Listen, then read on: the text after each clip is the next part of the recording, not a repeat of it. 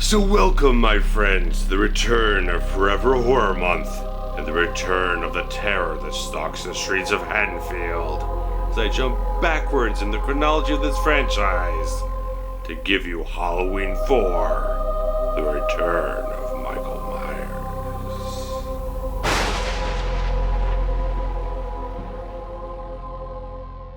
On the eve of Halloween 1988, Ridgemont Federal Institution sees its most notorious and incapacitated inmate being transferred away after 10 comatose years. An inmate known as Michael Myers, who manages to violently escape after learning of his niece, Jamie Lloyd. The young Jamie has been taken in by the Crothers family after the untimely death of her parents months earlier, including her mother, Laurie Strode. When Dr. Sam Loomis learns of Michael's escape, he doggedly pursues the shape towards Haddonfield, witnessing the path of carnage left in the mass murderer's wake.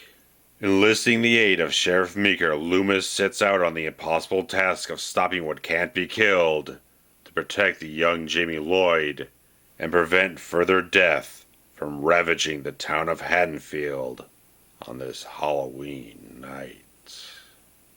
So the return of Michael Myers, released on October 21st, 1988, was orchestrated after the sort of resistant response to Halloween 3's Season of the Witch, which attempted to go a little bit more into an anthology type of format in a certain way where every single film would not have a continuity between one another, but kind of use the idea of Halloween, the season, the holiday, to give a different type of spin on that type of mythology.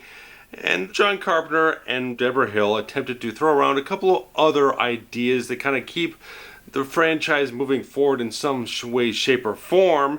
And there's even kind of rumors out there that maybe even the Cannon Film Group was interested in trying to acquire the Halloween franchise, same as they did with the Texas Chainsaw Massacre franchise for a little while there. But things ultimately didn't quite really kind of come together because ideas didn't come together. People didn't agree on which way they wanted to go with things, so John Carpenter and Deborah Hill eventually sold off the rest of their rights with the franchise to producer Mustafa Akkad, who definitely wanted to go back to the sort of roots of the franchise, go all the way back to the original one, get back to the original kind of feel and style and that type of thing, and bring back Michael Myers, obviously, in this film, and kind of go off on a bit of a way that doesn't really kind of challenge anything in a certain way. And this film was produced on a budget of $5 million in the late 80s here, where the slasher franchise genre type of stuff had really run its course, and only Friday the 13th and A Nightmare on Elm Street still may remain to survive to some extent, with The Nightmare on Elm Street reaching its peak with The Dream Master, its biggest box office success. And then you get Halloween coming back in here 10 years after the first film, continue on that storyline from the first and second films and trying to bring back, reignite that spark people enjoyed about those first two films, about the slasher format with Michael Myers and everything, and produced on a budget of $5 million, earned back $17.7 million, which is a fantastic thing, more than tripled his budget with his box office take. You can't imagine how much they were very much pleased by that. And of course, again, after so much of the slasher franchise genre stuff had really kind of played out, it's nice to see that there was still some franchise that had a little bit of juice, a little bit of something to still pull from the audience, still have some kind of recognition and still have some sort of name value to drive in the business. And there's also a good reason for that, that I do have some differing opinions of the film now, but it is a fairly good, solid type of slasher film for the 1980s, and it's a well-directed, well-put-together, competently solid film from director Dwight H. Little, who later went on to direct my favorite Steven Seagal film in Marked for Death. But with this film, I think there is a lot of good things to say about it, even though there's a lot of things to really kind of criticize about it in a certain way, because again, I think that was kind of the intention from Mustafa Akkad, a lot of the people involved with things, trying to get the franchise back on track to something that could be successful, but also not be so ambitious as Season of the Witch was. So it is a film that does kind of play things safe in a certain way, that there isn't a lot of stuff in the film that's terribly ambitious, trying to do something too different like some of the later sequels that tried to interject different types of ideas that didn't go over too well with the audiences. So it's a very interesting thing with this franchise. There's always this type of thing where it's always kind of flip-flopping and kind of riding a line back and forth of whether they're going to play it too safe and too familiar or try to do something a little bit different and change it up and get it fresh. And it's always that type of thing where it's also always these battling type of ideals between producers and filmmakers and writers and stuff like that, where things really kind of came to a head there with Halloween 6, which I reviewed last season. But just that very interesting thing where Halloween 4 is a film where writer Alan B. McElroy really kind of came into his first prominence with this film, writing the script for it, and really kind of having a lot of enthusiasm for it in a certain way to kind of capture that John Carpenter magic, that kind of feel whatnot, trying to delve back into the Michael Myers mythos and everything, and try to, he had a couple ideas in the film that didn't quite get made into it because they only had $5 million budgeted for the film, so they couldn't do some of the more elaborate set pieces that he had kind of dreamt up for the film, such as a different opening sequence of the film where you kind of flash back to the end of Halloween 2, but with a bit of a slightly different beat on it at the end there to kind of show how Dr. Sam Loomis actually survived this raging inferno where he blows himself and Michael up at the end of that film, to show that Loomis gets blown away from the explosion, which is supposed to be sort of the end run around to actually kind of explain how he survives that gigantic inferno. Doesn't quite explain how Michael does, but a lot of things in the franchise don't explain too much of how Michael exists to begin with. But it's just a lot of different things that McElroy really kind of tried to do.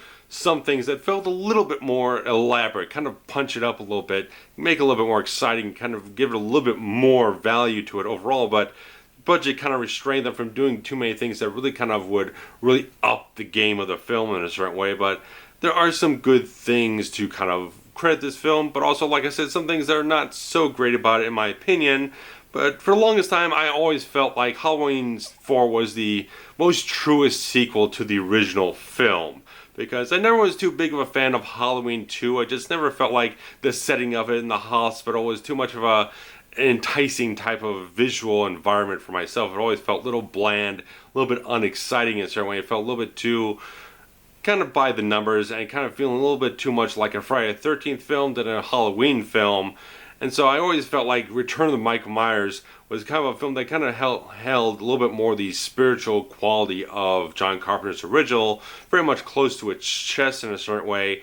And you can kind of see that in a lot of different places, including the cinematography of Halloween 4, which, despite the fact that they had to, again, budgetary reasons, go down from the wide CinemaScope Panavision frame, all those expensive lenses and that anamorphic film stock and everything, and go with the sort of more standard 1.85 to 1 aspect ratio, you can still see that there are still cues that they're trying to maintain from Dean Cundey's photography and John Carpenter's style, with a lot of the visuals that they have in the film, especially the great use of all the blue lighting and everything, that tinge that you always see throughout the whole film, really just carries on that kind of feeling of John Carpenter's Halloween. And a lot of the different things, like some very smoky, atmospheric, moody visuals in certain places, really kind of give the film a certain quality to it as well. It still gives it a little bit of a depth of sorts to it, to give it a little bit of mood, a little bit of atmosphere here and there.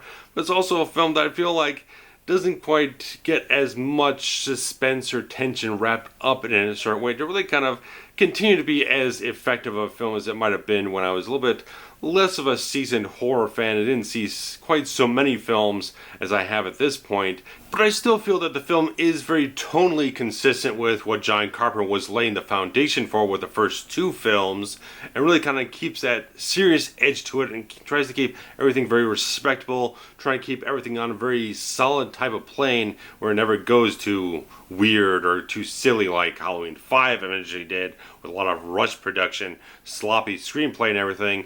This one took a nice gradual pace to develop its ideas, develop its script, get things on a nice even plane, despite the fact that Alan B. McElroy was trying to race against a writer's strike that was hitting at the time. So it was a kind of an interesting thing that they had a lot of time to develop it, but they did have to rush to a certain point to reach a deadline.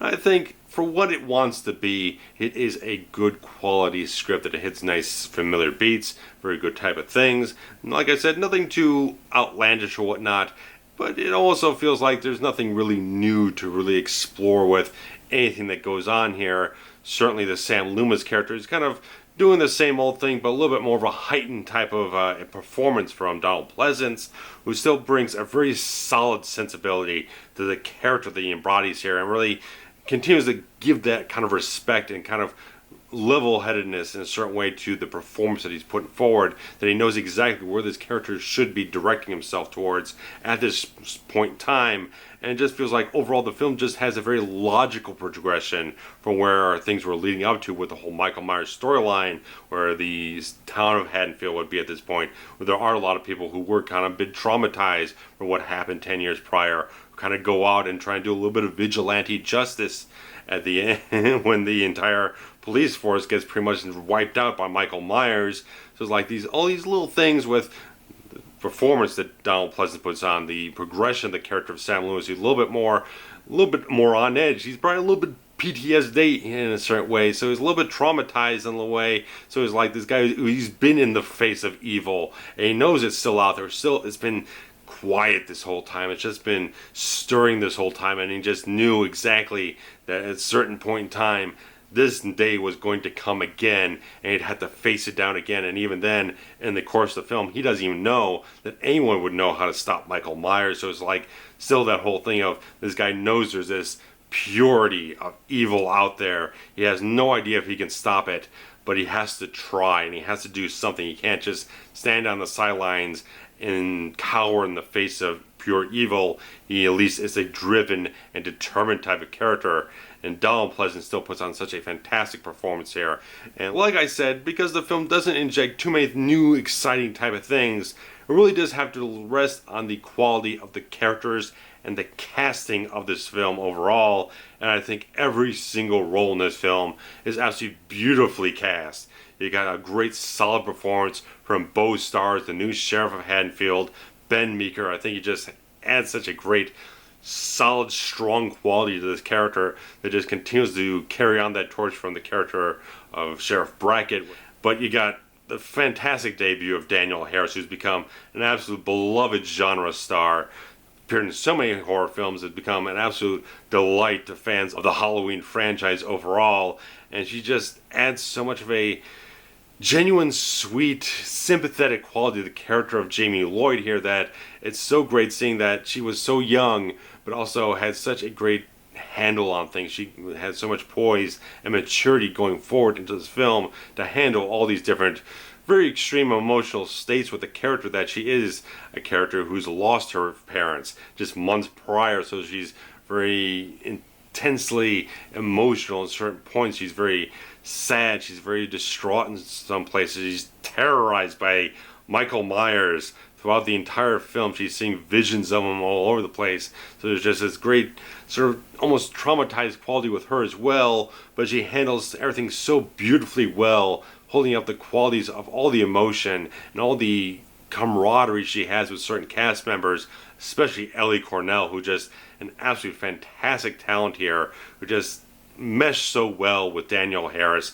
as such believable sisters, even though not by blood, but by adoption or whatnot, by circumstance. But there is such a great bonding between the two in the film, and Ellie Cornell does such a great job as Rachel Carruthers, just bringing a very authentic girl next door feel that just she seems very grounded, very down to earth. She just has that very tangible feel, the very approachable feel. She doesn't feel so overdone in a certain way with how they're written or how she's directed or how she performs the role. It just feels all very relatable and likable and very heartwarming in a certain way. I think she does a wonderful job here, and again, someone who endeared herself to the fans of the franchise and still remains such a great key element in the franchise overall. I think her and Danielle Harris just create such a great quality between them that just carries through the whole film and makes you very much sympathize with these characters every single step of the way. Every time they come into great peril and danger, you definitely do feel for these characters because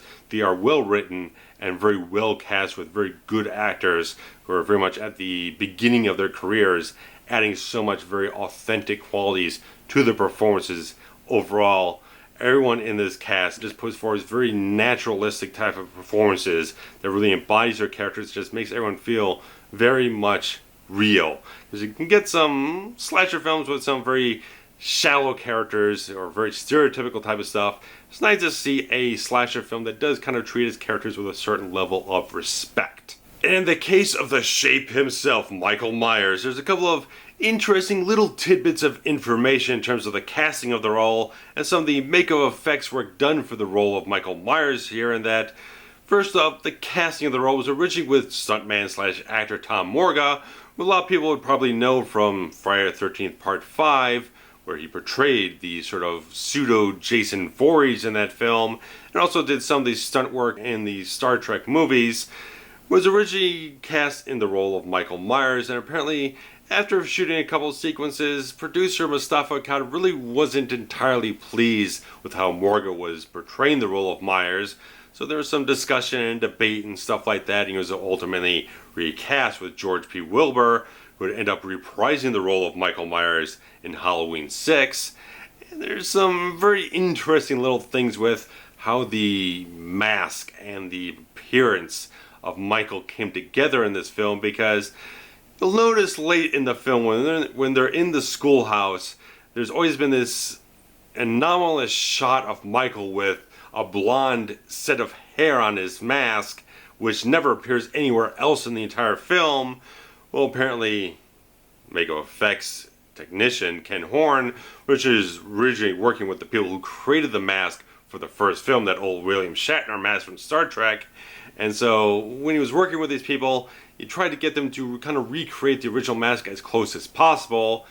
And apparently didn't get to see the masks until he was actually on set the day where they start filming with Michael himself. And instead of having a white mask with brown hair, they got a pink mask with white hair. And that's where that shot comes from, is that somehow, some way, probably late in a shoot somewhere, someone just grabbed a random mask, slapped it on the actor, and then just shot 2 or 3 shots and got it over for the day. And so that's where that weird anomalous shot of Michael comes from in the film, a gaffe in the entire design of Michael's mask. Apparently Ken Horn actually had to go ahead and repaint the mask, recolor the hair himself, so that's why kind of the mask in the film has this overly clean, polished look. It doesn't quite look right from Michael Myers from what you've seen before. It was a little bit more, had a little bit more texture, a little bit more grit to the appearance of it, had a little bit more of that latex feel to it in a certain way. So he had to do a lot of work there, and there's apparently one point in time where Ken Horn was apparently going to be fired from the film, but because a Fangoria magazine type of reporter was on set and kind of threatened to not cover anything for the film if they kicked this guy out for actually trying to do something safe for the actor in the scene. It was a very interesting thing that he did get hired back within a few minutes of that whole debacle. So there were some debatable type of things going on in the production here and there. Things were not quite so smooth as they probably should have been if they really kind of be able to kind of get a little bit more level head, or pre-plan things a little bit further in advance, or kind of communicate certain things properly to certain people. It's a very interesting type of things to learn these sort of tidbits of information and kind of clear up some of those little anomalies in the film, some things that don't look quite right with Michael's appearance. And even apparently one of the stuntmen, either George Wilbur or Tom Morga, probably Wilbur, apparently wore hockey pads underneath his coveralls for Michael to kind of bulk up his physique. And when I heard about that, all I could think of was in The Dark Knight, when Batman tells the fake Batman vigilantes, "I'm not wearing hockey pads." Funny shit. And it's like, when you look at Michael in the film, he does kind of have a bit more of a shoulder pad-ish type of physique. It feels a little puffed out in a certain way. His shoulders always seem like a little, like an inch too high or whatnot. He always looks kind of weird in a certain way. His posture, it's always looked a little kind of off to me. So it's like, getting to know that, it kind of clears up a few things of why certain things never quite looked entirely right with Michael Myers in this film. It always maybe kind of bothered a few people here and there, but it's like these little gaps in the production and all the effects stuff really kind of fell apart here and there, and they tried to slapdash things back together, and just very interesting type of stuff. But there's not a whole lot of makeup effects in the film itself, because apparently Mustafa Akkad generally wanted to avoid a very bloody, graphic type of film. Really want to kind of focus on the atmosphere and the suspense and that type of thing. Just kind of make it more of a atmospheric film instead of a gore fest like a lot of other slasher films were. And kind of Halloween 2 was as well. Kind of relied more on the graphicness than it tried to build the kind of suspense and atmosphere and whatnot. So it's like they kind of trade off here and there, but they did kind of throw in a little bit of graphicness here and there to kind of give a little bit of an edge at certain points in time to just kind of make sure it did please enough of that kind of demographic that was going around at the time for horror fans. So good stuff overall with the makeup effects type of work for what they had to work with, the few little bits and pieces they had to throw together, and some of the stuff they really had to throw together in really quick type of fashion. They did a good job. Ken Horn did a good job, even though this apparently was the last production he worked on. He retired shortly afterwards. So regardless of that, I think he did a good job with all the type of stuff he had to deal with in this film. But we get to the score of Halloween 4, and this is the first time Alan Howarth is working on a Halloween film without the aid of John Carpenter. And Howarth is a solid type of composer, and he knew all these themes. He knew the feel of Halloween. He's worked with John Carpenter so many times. He knows how to emulate and get into that feel and style and all those themes inside and out. And he did try to add a little bit more type of ethereal ambiance with some of the themes and whatnot, like even in the beginning of the film, the opening titles, where you got all those real kind of desolate autumn landscapes or whatnot. He really tried to avoid just jumping right into the Halloween theme right out. He wanted to leave a little bit of a type of mood to it in a certain way, kind of real kind of light type of ambiance to begin the film. In some of the places, he does add in a little bit more of that to the overall feel of the film, but it's also the type of thing where I kind of mentioned in my Halloween 6 review that you kind of cut and paste all these familiar Halloween cues or whatnot and throw in a couple stingers here and there. I don't think that quite gets to the level of sort of tension and suspense that you get with a lot of other films. Even I think maybe like Friday the 13th Part 2, which is one of my favorites of that franchise. I think that uses a lot of good suspense, a lot of good use of its score to really kind of amp up that type of spine-tingling feeling. You use a lot of these themes over and over again. I do feel they lose a little bit of their effectiveness, but that doesn't diminish the quality of what Alan Howarth was able to put together for this score overall. I think it's a good, solid addition to the franchise's legacy of music overall. So Alan Howarth, I don't think he's ever done a very poor quality score ever. Whether it's with John Carpenter or not, I think he does good, solid type of work and really kind of living on with that feel of that synthesizer type of atmosphere overall. I think he brings a good quality to the score in this film because he maintained the quality, maintained the themes, kept it going, kept all that familiar type of language with the score in the film. So I feel he did a good job, even if I don't feel like the film was quite as effective maybe as it possibly could have been if it was approached from a different angle of scoring it. This is what the producers wanted. This is what everyone was focused on with the Halloween films. Keep those themes intact, keep those cues going, and that's what they did. And I think for what they wanted to do, they did a very good job of doing that. And moving into the climax of Halloween 4, they do try to up the game a little bit with a little more set pieces, slight bit of stunt action here and there than more than what you probably saw in the first film. Maybe a little bit on par with the second film in a certain way, because they do add in the few things where they're running across the roof and trying to escape Michael Myers, which eventually ended up with Ellie Cornell getting her stomach slashed as she ran past a exposed nail on the rooftop. So that was kind of unfortunate. And apparently Alan B. McElroy originally wanted to have the whole house on fire in this entire sequence where Ben Meeker would face off with Michael in the basement and just kind of blow up the furnace, and the whole place would be burning into ash and everything. Would have been a spectacular sequence if they could have afforded to do it, but apparently again, budget constrained these types of more elaborate ideas, which would have been pretty fantastic to see on screen. But regardless of that, I think the climax of Halloween 4 has very nice elements. They kind of give it a certain level of excitement, give a little momentum going, with a lot of chase sequence type of stuff, all the type of things, and especially kind of amping up things at the end there where you get all the cops and everything unloading all their shotguns, blowing Michael down to that chasm and whatnot. But you also had that little type of thing where I guess it's pretty debatable, kind of argumentative in a certain way about the whole thing of Jamie getting out and touching Michael's hand, and apparently that passes on some type of evil to her, transferred from him to her, and you have that ending of the film, which is probably, you could see that was probably pretty shocking in a certain place, but there might have been some people in the audience kind of calling bullshit on it in a certain way, kind of. This is the thing that kind of bookends the beginning of the first film, the end of the fourth film, where you got Jamie kind of going completely homicidal and everything, and just mirroring that start of where Michael began, and now you're seeing where she might end up going. So it's an interesting type of thing that does have a certain shock value to it, but obviously as they went along in the franchise, they definitely took very different turns of how they wanted to go places, because you had different screenwriters going on different things, and like Halloween 5 again, was rushed like living hell to try to get that thing scripted in a hurry, shot in a hurry, and released in a hurry. Within like a year of release of the fourth film to the fifth film, you're rushing like mad to try and get everything done to capitalize while the iron is hot.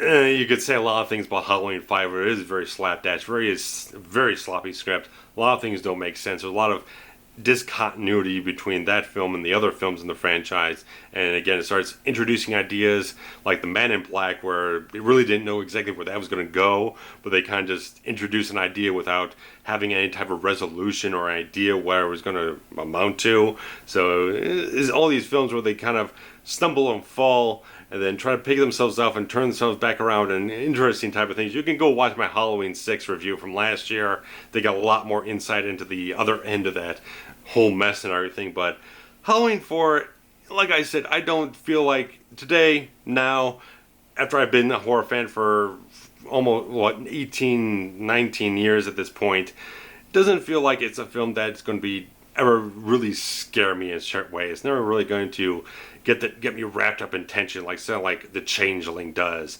or John Carpenter's The Thing, or something like that, where it's like some masterfully crafted expertise and suspense and atmosphere and all this type of stuff, with everything working on full cylinders to really create an overall enveloping horror experience. It's a mildly entertaining type of film. You can enjoy it. If you are someone who's just getting into the horror genre, it'd be kind of good to go ahead and watch it and kind of get a feel for it. It's a really kind of nice entry-level type of horror film to kind of get yourself into the feel of it, get yourself in the mood to it, and kind of move on to bigger and more intense type of things. So it's a nice, solid, mainstream blockbuster type of horror film from 1988, where again, a lot of the horror stuff was kind of in a downturn in a certain way. There's some things that are kind of shaking things up and doing things pretty radical. Something like Hellraiser was kind of doing a lot of radical stuff, really kind of shook things up and just really kind of interesting type of stuff. Well, you got the slasher stuff still trying to hang it on a little bit, trying to grab whatever they could from the box office before everything just kind of ran its course throughout the rest of the decade. So it's a very interesting thing to see Halloween 4 as a good, solid, competently well-directed, nicely shot, well-acted horror film that does raise itself above a lot of the sort of weaker standards that some slasher films kind of fall back on with, again, stereotypical characters and kind of schlocky type of horror, which can have its entertainment value, surely. But it's always the thing where the Halloween franchise always tried to keep itself up on a certain level of respectability, even though like Halloween 5 and a couple other films really kind of slept off that type of pedestal in a certain way. But at its better entries, it really tried to challenge you. It really tried to get up on another level beyond that sort of exploitation level. But still, the exploitative stuff, I love Friday the 13th movies. I'll take them any day of the week.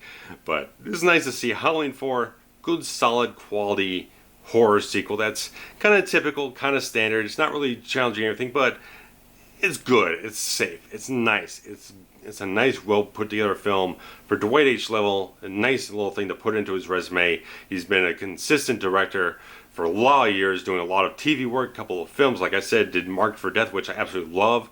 I think he's a good, solid, competent director who puts together some very good type of stuff.